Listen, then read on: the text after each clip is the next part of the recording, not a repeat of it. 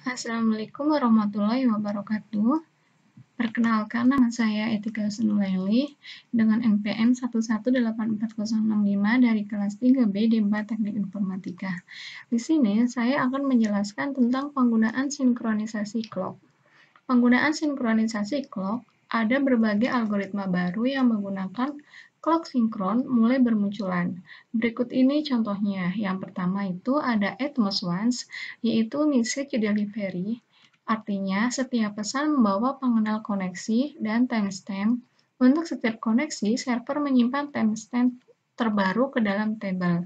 Bila ada pesan masuk dengan timestamp yang lebih lama daripada timestamp yang disimpan, maka pesan tersebut akan ditolak dan dianggap sebagai duplikat.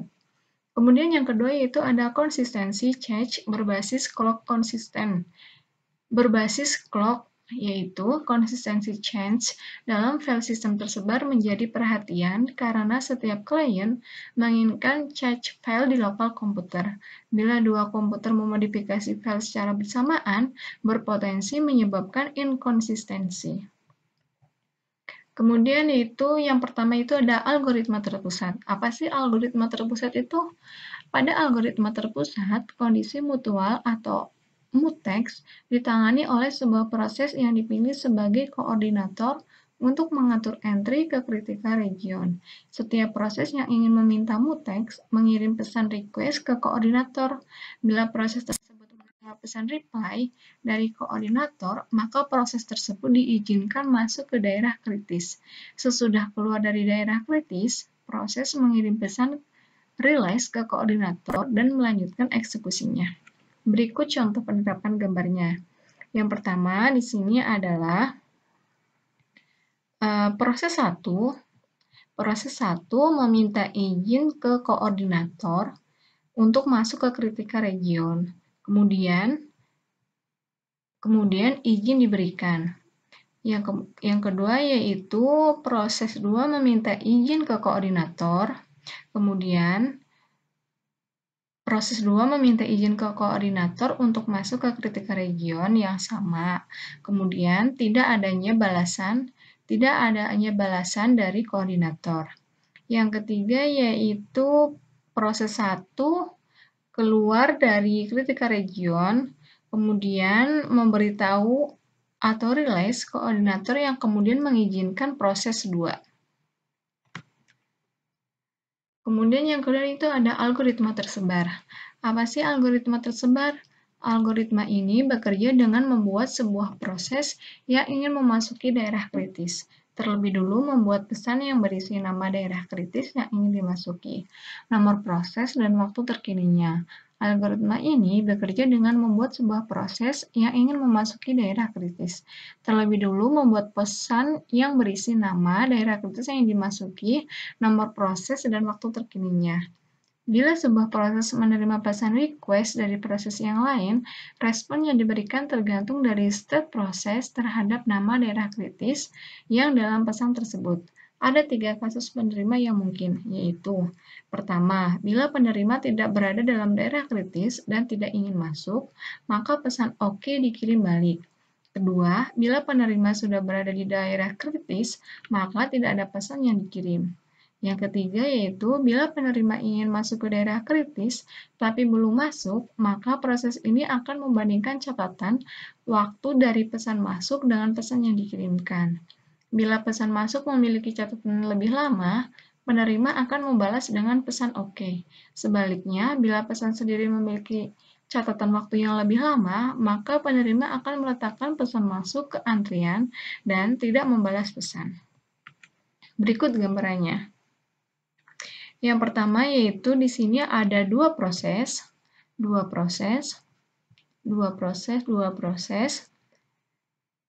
masuk ke waktu yang sama. Kemudian yang kedua di sini ada gambar proses O memiliki timestamp yang lebih lama sehingga proses O menang. Proses 0 menang. Kemudian yang gambar C yaitu bila proses 0 selesai atau OK, dikirim sehingga proses 2 sekarang dapat masuk ke daerah critical region. Algoritma token ring. Di sini digunakan sebuah jaringan bus dengan proses-proses yang tidak berurutan. Melalui perangkat lunak, ring logika disusun dengan setiap proses ditetapkan posisinya di dalam ring seperti pada gambar B.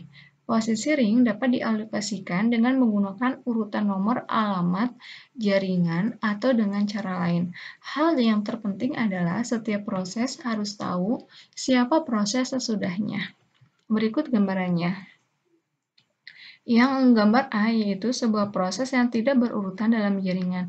Sini 0, 2, 4, 9, 7, 1, 6, 5, 8, 3 itu tidak berurutan. Kemudian yang gambar B yaitu ring logika yang disusun dengan software perbandingan 3 algoritma. Selanjutnya yaitu ada algoritma pemilihan. Banyak algoritma tersebar membutuhkan sebuah proses yang berfungsi sebagai koordinator, inisiator, sekuenser, atau pelaksana fungsi khusus lain.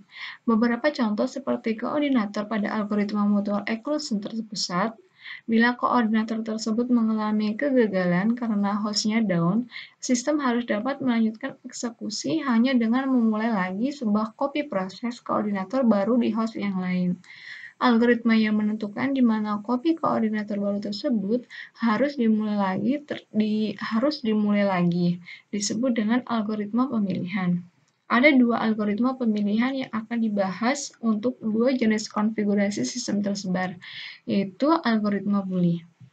Algoritma Boole yaitu bila sebuah proses mendapatkan koordinator tidak lagi menanggapi request yang dikirim, maka proses pemilihan akan diinisiasi. Proses P mengadakan pemilihan sebagai berikut. P mengirim pesan election ke semua proses dengan proses yang lebih besar. B, bila tidak ada tanggapan, proses P memenangkan pemilihan ini dan menjadi koordinator. Yang ketiga yaitu namun bila salah satu proses dengan nomor yang lebih tinggi menjawab, proses tersebutlah yang akan mengambil alih proses pemilihan. Pekerjaan proses P sendiri selesai di sini. Berikut gambarannya. Yang gambar A yaitu proses 4 mengadakan pemilihan election ke proses 5, proses 6, dan proses 7. Kemudian, proses 5 dan proses 6 itu merespon dengan oke. Nah, kemudian yang sekarang 5 dan 6 mengadakan pemilihan.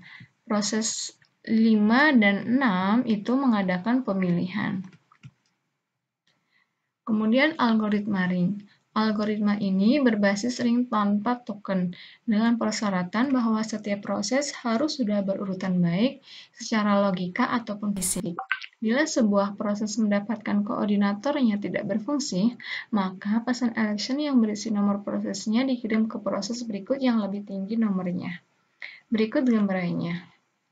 Untuk gambar yang pertama ini, terlihat bahwa proses 2 dan proses 4 mendapatkan proses 7 yang berperan sebagai koordinator mengalami crash. Kemudian proses 2 dan 4 itu membangun pesan election dan memulai sirkulasi pesan. Akhirnya, pesan tersebut akan tersebar ke segala arah. Kemudian, proses 2 dan 4 akan mengubah pesan tersebut menjadi koordinator yang disirkulasikan lagi dengan anggota dan urutan ring yang tepat sama seperti sebelumnya. Selanjutnya yaitu ada contoh penerapannya yaitu pada smartphone, yaitu pada aplikasi jual beli yang terhubung internet. Contohnya yaitu aplikasi Shopee, di mana terdapat menu yaitu menu dipesan dan dikirim. Pertama-tama, untuk menyelesaikan menu pesan, maka harus melakukan pembayaran yang kemudian akan melanjutkan ke proses selanjutnya yaitu proses dikirim.